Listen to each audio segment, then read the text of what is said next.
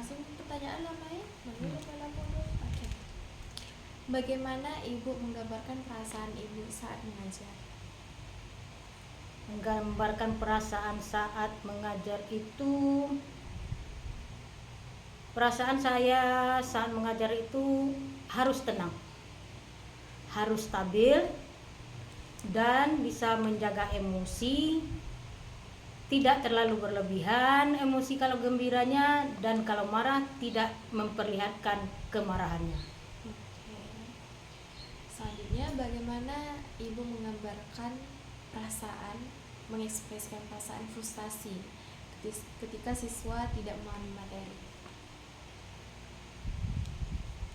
Kalau frustasi ya, menggambarkan perasaan frustasi itu, yang pertama saya harus menenangkan diri dulu, menenangkan perasaan, sehingga keadaan frustasi yang saya alami saat itu anak-anak tidak tahu bahwasanya saya dalam keadaan emosi atau saya dalam keadaan lagi tidak stabil, karena anak-anak tidak bisa menerima pembelajaran saya. Jadi yang saya utamakan adalah tenangkan diri terlebih dahulu. Tarik nafas dalam-dalam, buang pelan-pelan. Baiklah. Bagaimana ibu memperlihatkan rasa bangga ketika siswa berhasil memahami materi yang sulit? Oke. Saya sering melakukan itu, rasa bangga saya itu saya ungkapkan dengan selebrasi secara bersama. Baik anak yang berhasil dalam sebuah pembelajaran yang sulit ataupun saya sendiri. Bahkan tidak jarang saya memberikan reward itu berupa makan bersama. Itu sangat sering kami lakukan, karena disitulah kadang-kadang anak-anak yang berhasil dalam pembelajaran itu yang lebih tinggi nilainya, itu makanannya akan lebih banyak saya kasih atau diistimewakanlah dari kawan-kawan yang lain, sehingga kalau di dalam pembelajaran itu anak-anak itu akan melomba ya di dalam mengerjakan sebuah tugas atau diskusinya, berusaha dia untuk menjadi yang terbaik, sebab ada rewardnya, makan ketika jam istirahat. Oke. Bagaimana ibu biasanya merespon ketika merasakan emosi yang kuat pada saat mengajar, seperti marah atau sedih? Seperti yang saya jelaskan tadi, di dalam guru mengajar itu sebaiknya dan seharusnya kalau emosi jangan diperlihatkan sangat. Kalau sedih itu pun anak tidak perlu tahu. Jadi berusahalah normal, berusahalah terlihat gembira bagi anak sehingga proses pembelajaran tidak terganggu. Kalau gurunya emosi berlebihan atau sedih berlebihan, otomatis proses pembelajaran akan terganggu pastinya. Selanjutnya, Ya, apa strategi yang ibu gunakan untuk menjaga ketenangan dan fokus saat di dalam kelas? oke. Strategi yang saya gunakan yang pertama adalah istighfar. Itu terutama istighfar, tarik nafas dalam-dalam, kemudian saya diam sesaat. Kalau saya sudah diam, tidak berbicara apa-apa, itu anak sudah tahu pasti ibu sedang emosi. Nah, dengan demikian suasana akan hening, itu tenang. Kalau melihat ibu gurunya sudah diam, sudah tenang, biasanya saya begini. Nah, itu anak-anak sudah diam, ibu sedang marah. Nah, sehingga anak-anak akan mengerti, kita berusaha untuk menormalkan kembali emosi dan menetralkan kembali suasana di dalam kelas. Oke. Bagaimana ibu berusaha untuk menciptakan lingkungan yang mendukung bagi siswa? Yang pertama, buatlah suasana kelas itu senyaman mungkin. Baik itu terutama ya, saya utamakan adalah suasana di dalam kelas, baik itu hiasan dindingnya, cat di dalam kelasnya, tata letak bangkunya, kemudian teman sebangkunya itu ditukar-tukarkan setiap minggu. Jadi anak tidak jenuh dengan satu teman saja. Setiap minggu saya tukarkan, saya putar, posisi tempat duduk juga saya putar. Kadang-kadang hiasan dinding juga kami geser letaknya, sehingga suasana di dalam kelas itu kalau nyaman. Saya kasih pewangi, kasih kipas angin, ya seperti apalah anak-anak bisa nyaman di dalamnya. Terutama nyaman bagi saya juga di dalam mengajar. Oke, selanjutnya bagaimana perasaan ibu mempengaruhi keputusan yang ibu buat dalam situasi tertentu? Oh iya, perasaan itu sangat menentukan dalam mengambil sebuah keputusan. Kalau sebuah keputusan itu kita ambil secara emosional, itu kadang-kadang tidak logis hasilnya. Nah, tapi kalau berdasarkan fakta atau berdasarkan ketenangan pikiran kita, insya Allah itu akan tercipta sebuah keputusan yang baik untuk semuanya. Oke, pernahkah ibu merasa emosi dan mempengaruhi cara ibu berinteraksi dengan orang lain? Emosi itu pasti. Mungkin boleh dikatakan emosi itu setiap hari. Tetapi bisa tidak kita mengontrol emosi, itu yang terpenting. Ya, jadi ketika saya emosi sedang berinteraksi dengan orang lain, terutama anak didik saya sendiri, itu saya berusaha untuk menenangkan diri dulu, berusaha untuk menekan emosi, ya, supaya suasana di dalam kelas itu tidak terpengaruh dengan emosi saya. Gitu. Oke. Apa yang ibu lakukan untuk memahami dampak emosional dari reaksi ibu terhadap suatu peristiwa? Oke, reaksinya adalah bagaimana kita tidak memperlihatkanlah emosi kita itu, bahwasanya kita sedang marah, emosi terlalu berlebihan itu orang lain tidak perlu tahu bagaimana perasaan kita yang sebenarnya. Nah, itu kalau prinsip saya itu. Jadi kalau emosi dalam mengajar atau berinteraksi dengan orang lain, kalau rasanya tidak bisa mengontrol diri, menghindarlah terlebih dahulu. Itu kalau bagi saya. Oke. Seterusnya, apa yang ibu lakukan untuk mengubah respon negatif menjadi positif ketika mengajar? Respon negatif menjadi positif. Contohnya begini. Respon negatif emosional tadilah kita bicarakan ke sana dulu. Kita harus menenangkan diri dulu, kemudian ciptakanlah suasana di dalam kelas itu bagaimana anak itu tidak terpengaruh dengan emosi kita. Kemudian kita ajak diri kita sendiri untuk berdamai, kemudian kita ajak hati kita itu untuk tenang. Itu bagi saya.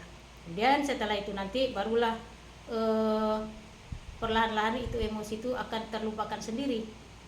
Kita bisa mengajar dengan normal kembali. Nah, strategi apa yang ibu gunakan untuk tetap tenang dan fokus saat situasi sulit di kelas?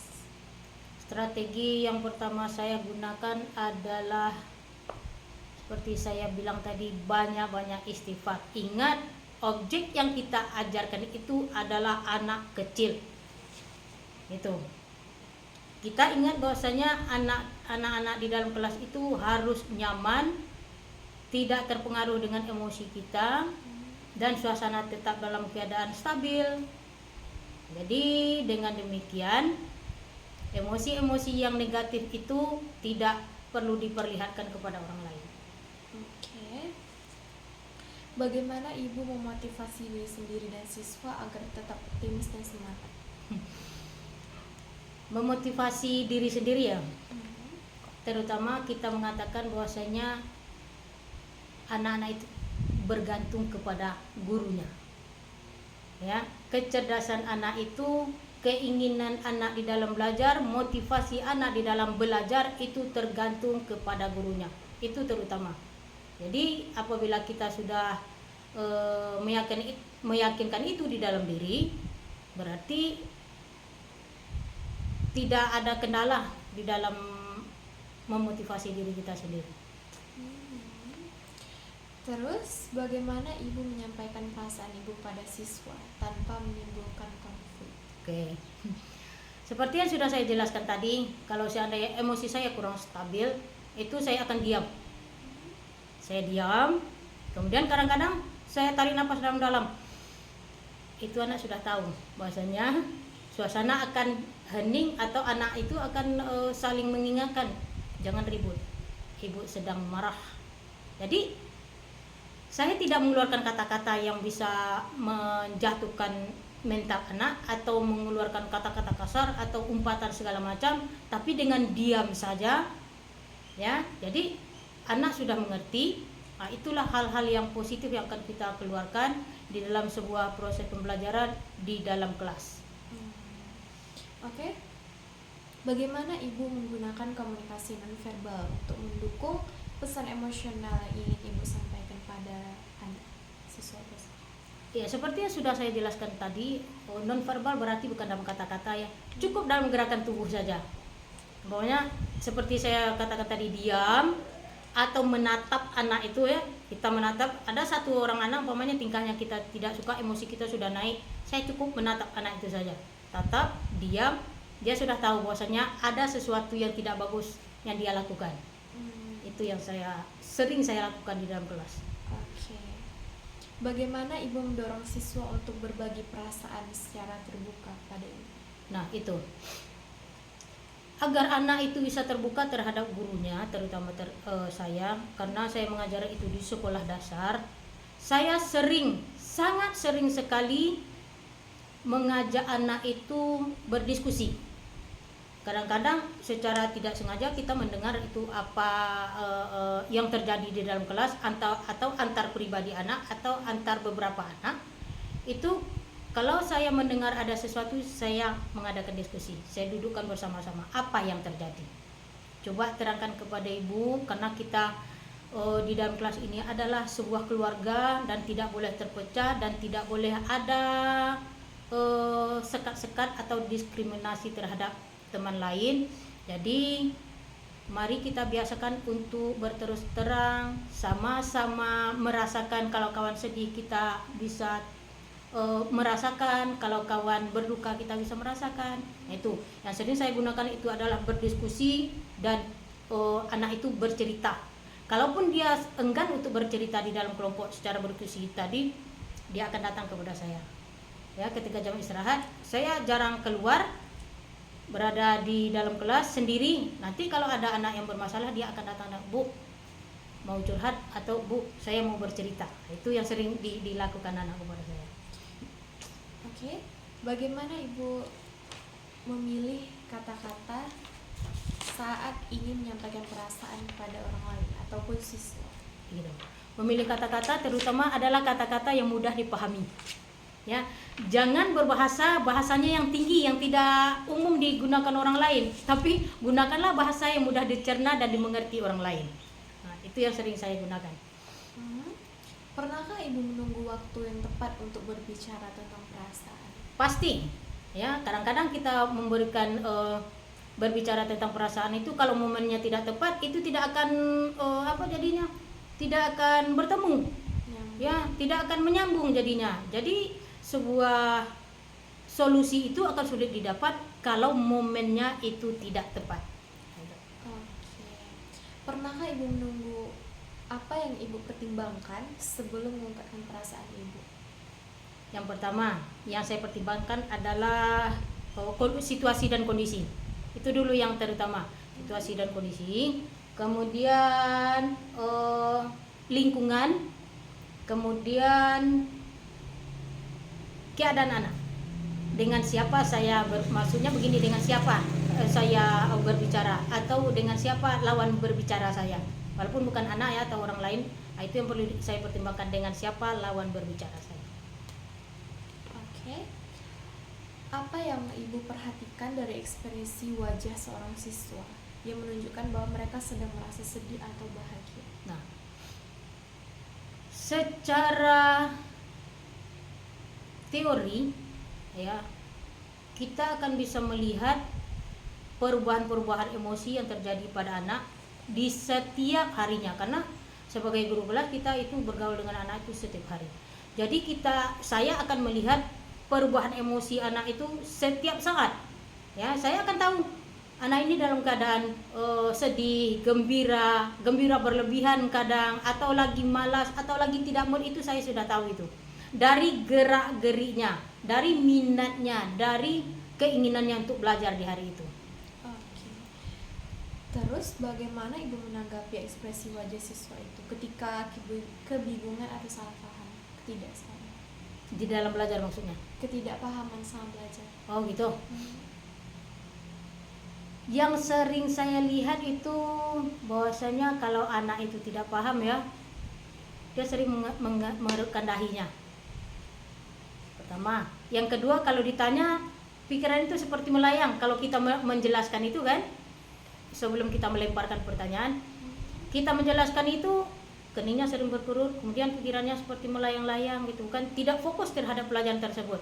Nah, kalau dalam raut wajahnya itu bentuknya, dia kan beda bentuknya anak-anak yang serius belajar dengan anak-anak yang tidak menangkap sama sekali, atau anak-anak yang ragu di dalam menerima pembelajaran itu. Akan nampak dari raut wajahnya itu, saya akan tebak langsung ke anaknya, mengerti nak? Kalau saya suruh anak itu, kalau memang tidak mengerti, katakan tidak mengerti, udah saya akan mengulang kembali pembelajaran itu walaupun berulang-ulang. Nah, gitu. Strategi apa yang Ibu gunakan untuk membantu siswa agar lebih nyaman mengekspresikan emosi mereka? Terutama adalah kesediaan saya untuk menerima curhatan mereka. Itu apa yang terjadi dengan dirinya, bagaimana suasana hatinya itu. Kalau kita dengan anak itu dengan gurunya itu sudah merasa nyaman, merasa dirinya itu gurunya itu adalah tempat dia berbagi, tempat dia bercerita, nah itu anak itu dengan mudah untuk mengekspresikan emosinya itu kepada kita. Jadi sebagai guru kita harus bisa mengimbangi ya ekspresi anak tadi. Oke. Bagaimana Ibu biasanya menanggapi ketika siswa berbagi perasaan mereka? Nah, saya dengar dulu apa. Apa pendekatan yang Ibu gunakan untuk mendukung siswa yang mengalami emosi negatif? Pendekatan itu yang terutama adalah pendekatan psikologisnya ya. Guru harus mengerti bagaimana cara untuk menyelami jiwa anak, bagaimana anak itu bisa curhat kepada gurunya, bagaimana guru itu bisa tahu dan mencari solusi, terutama mencari solusi terhadap apa yang sedang dialaminya, apa yang dicurhatkannya kepada gurunya. Selanjutnya, bagaimana Ibu mengajarkan siswa untuk saling mendengarkan dan merespon emosi teman-temannya? Nah, gini. Yang paling sulit itu di dalam sebuah pendidikan adalah membentuk karakter. Ya, membentuk karakter anak. Nah, inilah kebiasaan yang kita lakukan di dalam kelas untuk saling berbagi. Nah, itu yang membuat anak itu dia peduli dengan teman-temannya. Kemudian kita menerapkan di dalam kelas itu adalah sebuah keluarga. Bagaimana di rumah, begitulah yang berusaha diciptakan di dalam kelas, sehingga masing-masing anak itu punya empati terhadap kawan-kawannya ya. Apa permasalahan yang dihadapi kawan-kawannya itu ada rasa empati ya, tidak saling menyalahkan, tidak saling saling membuli. Itu sangat saya larang itu di dalam kelas saya. Lagi, bagaimana Ibu menunjukkan dukungan ketika seorang dekat dengan Ibu sedang merasa cemas, seseorang yang sedang merasa cemas? Oke. Kalau seseorang, saya fokuskanlah ke terhadap anak didik dulu ya. Kalau seseorang siswa itu merasa cemas, saya akan berusaha mencari solusi dari apa yang membuat emosinya cemas. Itu yang pertama. Yang kedua, saya berusaha untuk menenangkannya. Yang ketiga, tidak jarang kecemasannya itu apabila sudah mulai tenang, saya lakukan di dalam di dalam berinteraksi dengan anak tadi, di dalam curhatnya tadi terhadap saya, tidak jarang saya lakukan saat sarapan. Nah, itu sangat memudahkan dia itu bercerita. Sambil makan kami bercerita, gitu kan. Jadi emosinya itu saya rasa itu bisa stabil. Nah, jadi musyawarah di meja makan itu istilahnya begitu ya. Itu sering saya lakukan. Nah, sehingga anak itu tidak begitu sulit untuk mendekatinya. Oke. Pernahkah ibu membantu teman atau rekan kerja untuk mengatasi perasaan mereka? Insya Allah sering. Ya, sebagai istilah kata lah guru senior, mungkin saya lah tempat guru-guru saya itu, terutama yang muda-muda ya, curhat terutama tentang pribadinya lah dulu. Mungkin masalah mengajar atau masalah dengan wali murid, bisa jadi masalah kesehatannya, kemudian masalah kehidupannya, macam-macam ya. Jadi itu sangat sering saya dijadikan sebagai tempat tempat curhat atau tempat mencari solusi dari rekan sejawat saya. Oke. Saat seseorang berbagi perasaan sama ibu, Ya. bagaimana ibu merespon mereka untuk merasakan mereka lebih baik agar lebih baik? Respon seperti apa? Responnya itu saya berusaha untuk mencari solusi, memberikan nasihat lah, atau memberikan jalan keluar yang menurut pikiran saya adalah itu yang terbaik ya. Kalau bagi mereka apa yang saya bicarakan itu adalah masuk bagi akalnya, ya silahkan dijalankan. Tetapi kalau seandainya tidak cocok dengan pikirannya, ya begitulah kemampuan kita sebagai rekan sejawat untuk memberikan solusi dari apa yang mereka sedang alami saat itu. Oke. Apa teknik yang ibu gunakan untuk memastikan bahwa ibu benar-benar mendengarkan saat siswa berbicara pada ibu? Teknik apa? Tekniknya tentu mendengarkan ya, mendengarkan itu tekniknya. Yang pertama menciptakan suasana lingkungan tempat dia itu curhat tadi ya. Nah, tempat dia curhat itu ciptakanlah suasana di dalam dia curhat itu untuk tenang. Yang kedua, jangan ada orang lain selain dari anak yang curhat itu dengan kita, gitu ya. Jadi dia nyaman untuk bercerita. Nah, setelah dia merasa nyaman, nanti itu akan keluar panjang itu ceritanya. Nah, sebagai guru, carilah solusi yang bisa diterima akal anak-anak. Gitu. Bagaimana ibu menanggapi ketika siswa merasa Ya. tidak didengar atau diabaikan? Biasanya itu sering dalam keluarga ya, atau di dalam bukan cuma dalam keluarga, di lingkungan sekolah juga. Kadang-kadang dia, kalau kita tidak ada umpamanya curhat dengan seseorang, taruhlah guru lain gitu kan, tidak didengarkan, itu akan kembali lagi kepada saya. Itu anak akan bercerita, "Bu, saya di rumah begini-begini, minta dengan orang tua begini-begini, tapi tidak didengarkan."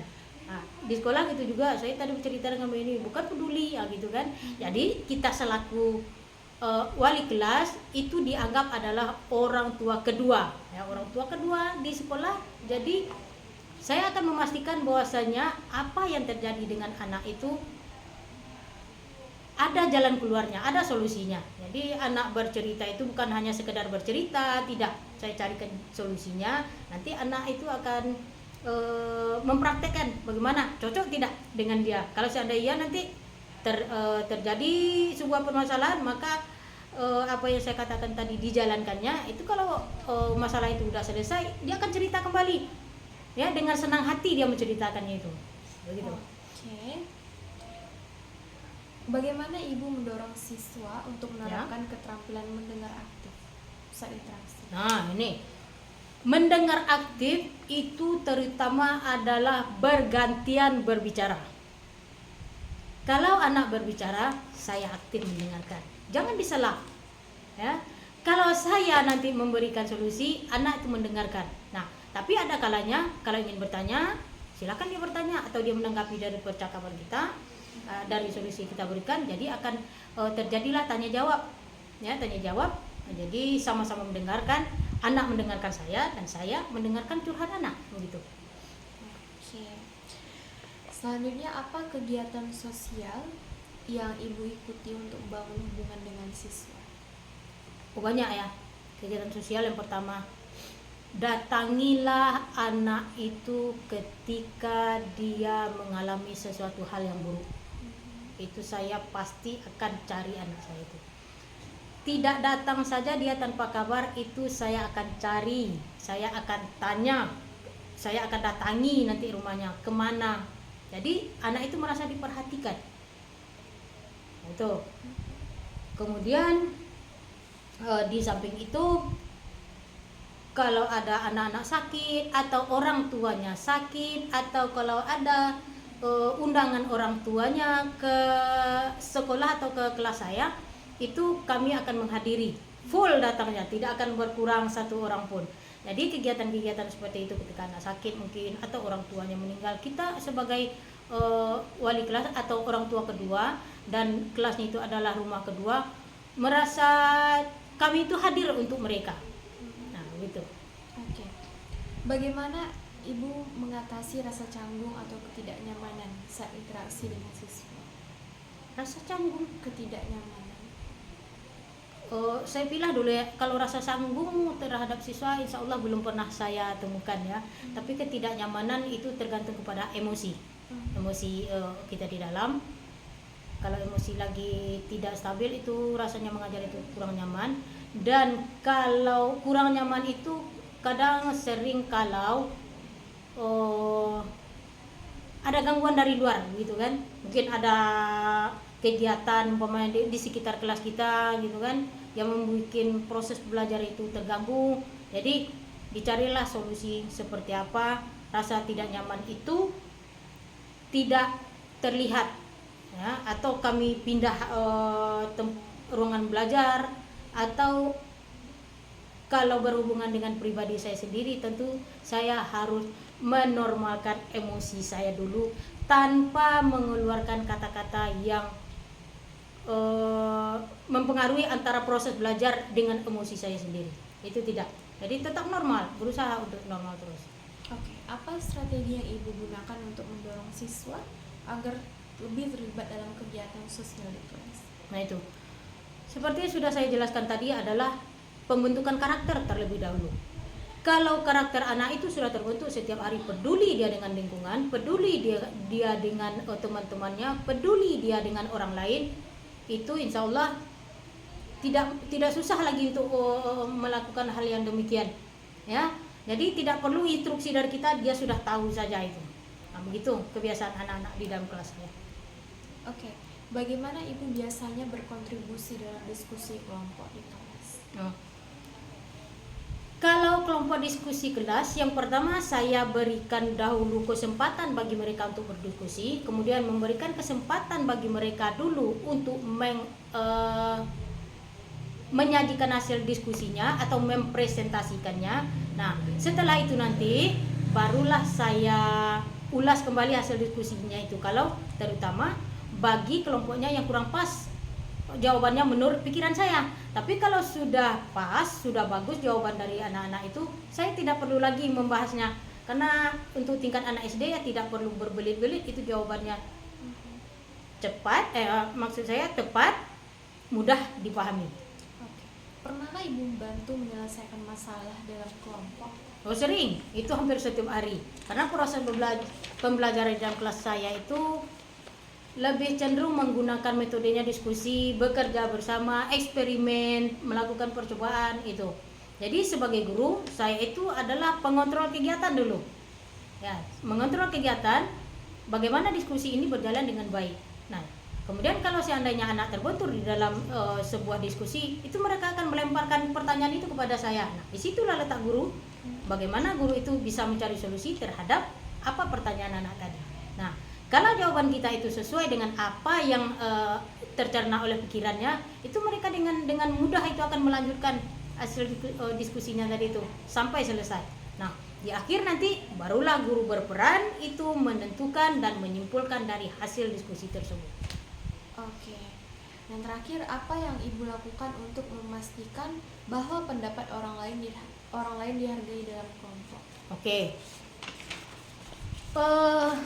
Menghargai pendapat orang lain itu, yang terutama sering saya apakan adalah, pertama, tidak mengejek pendapat orang lain, tidak mencemooh atau tidak menjatuhkan atau tidak merendahkan orang lain terhadap pendapat yang berbeda. Jadi apapun pendapat dari temannya terima saja dulu, ya terima saja dulu, gitu kan. Terakhir nanti barulah sebagai guru saya untuk menengahi, untuk mencarikan solusi manakah jawaban yang betul. Nah, dengan syarat jawaban yang kita berikan itu tidak menjatuhkan dari apa yang sudah disampaikan anak tadi. Saya katakan begini, jawabanmu itu sudah bagus, sudah betul, cuma ada sedikit perbaikan. Nah, itu kalimat yang sering saya laksanakan. Jadi tidak langsung salah, oh itu tidak betul, begitu aja tidak dapat. Nah, itu tidak pernah. Jadi kita beri motivasi dulu, kita angkat dulu anak tuh, kita banggakan dia dulu, nanti baru kita bereskan di situ sedikit. Ada sedikit perbaikan yang perlu Ibu apakan untuk menyempurnakan hasil diskusinya. Nah, itu untuk menyempurnakan, saya katakan saja untuk menyempurnakan. Jadi sebagai guru itu kalau kita langsung to the point aja menyempurnakan, itu salah, itu sangat tidak bagus terhadap perkembangan jiwanya. Saya katakan demikian adalah kalau anak itu di dalam berdiskusi kelas itu sudah pernah dikatakan guru seperti itu, yakinlah berikutnya dia tidak akan mau berbicara lagi dalam diskusi. Nah, kalau kita sebutkan seperti itu dengan bangganya, walaupun salah dia yang akan datang, dia tetap akan berbicara juga, tetap akan berpendapat juga. Nah, itu kebiasaan di kelas saya. Oke, terima kasih untuk acara hari ini selesai. Oke, terima kasih kembali. Ya, saya ucapkan Assalamualaikum warahmatullahi wabarakatuh. Waalaikumsalam warahmatullahi wabarakatuh.